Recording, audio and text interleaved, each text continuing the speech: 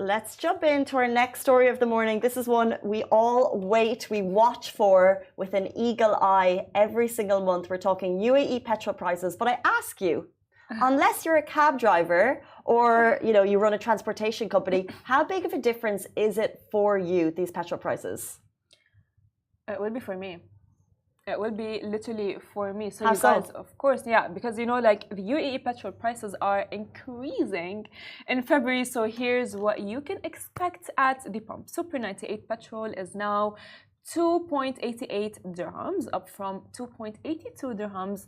Special 95 petrol is going to be 2.76 dirhams, up from 2.71 dirhams. And then finally, diesel will be 2.99, down from 3 in Jan. So that's the only dip.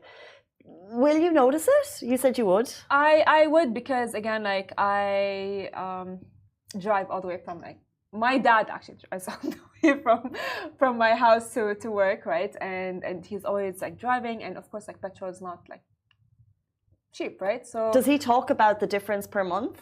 He does.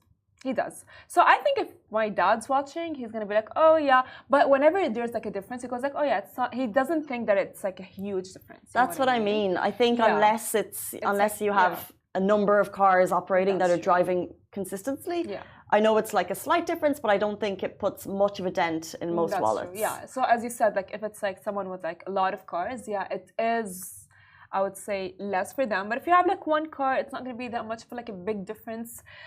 So whenever my dad goes or scrolls and sees such news, he goes yeah, it's not going to be a very big difference for me. Yeah. But then if you calculate it over a month, it will be slight of a difference. You know what I mean? Yeah. Yeah, I don't know. I'm not sure, but because again, my dad's the mastermind behind all of the math. He's the driver. He's the one who's driving, not me. So he just looks at me. He's like, okay, Farah, whatever. Lucky Farah. Yeah, whatever, Farah. If that makes us sleep at night, he tells me, if that makes us sleep at night, sure. But I'm the one driving, not you. I think though, when prices are noticeably, significantly up, then even for the regular driver on the road. Sure. We saw, a couple of months ago, we saw queues at petrol pumps when prices were a lot higher. Luckily, at the moment, they're not at that point where people are pressed. So we don't have, end of the month, 30th, 31st, people queuing out the door, because we were getting a lot of those videos of people making sure they were getting that cheaper price. However, now it's a smaller jump. We're not at the highest price point of petrol that we've seen. So luckily, we don't have to be queuing up. I still feel, I know I've been here for 10 years and I'll talk about home again, but I still feel so lucky in comparison to the price of petrol people are paying around the world versus what we pay here. Really? Oh my gosh. Is it more expensive in Ireland? Phenomenally so. Really? Yeah. I would say even I have a new car. It's 140 dirham to fill up the Jeep. 140 dirham. Mm-hmm. In Ireland, you're looking at 400, 500 dirham. You're joking. No, that's what I mean. It's literally half, bit fudgy on the numbers. It is too much. No, it is too much. It is too much, I'm telling you. So when you have people living on other sides of the country, it's very real conversations of, I'll take the train or I won't go, because that same value is what people take from the government per, if they're on benefits and things, that's the price that people are expected to live on per week, 100 and something euro, again, fudge on the numbers, versus filling one tank of petrol.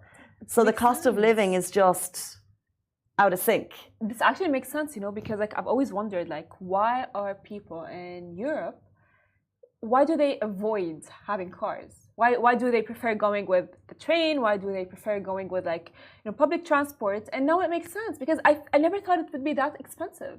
I actually never thought so, but still, because I think as well, here in Dubai, people all the time go oh, it's because the difference is not very significant, as you've mentioned earlier, so people don't really notice the difference.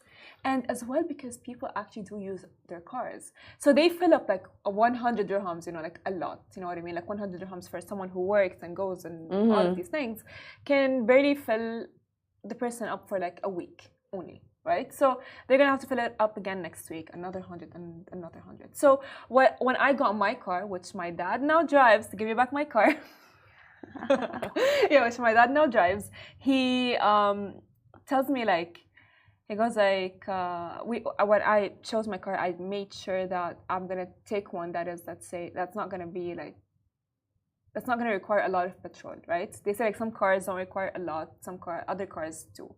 For example, a Ferrari, I think would, not a Ferrari, like a Porsche would need more fuel than, let's say, a Nissan.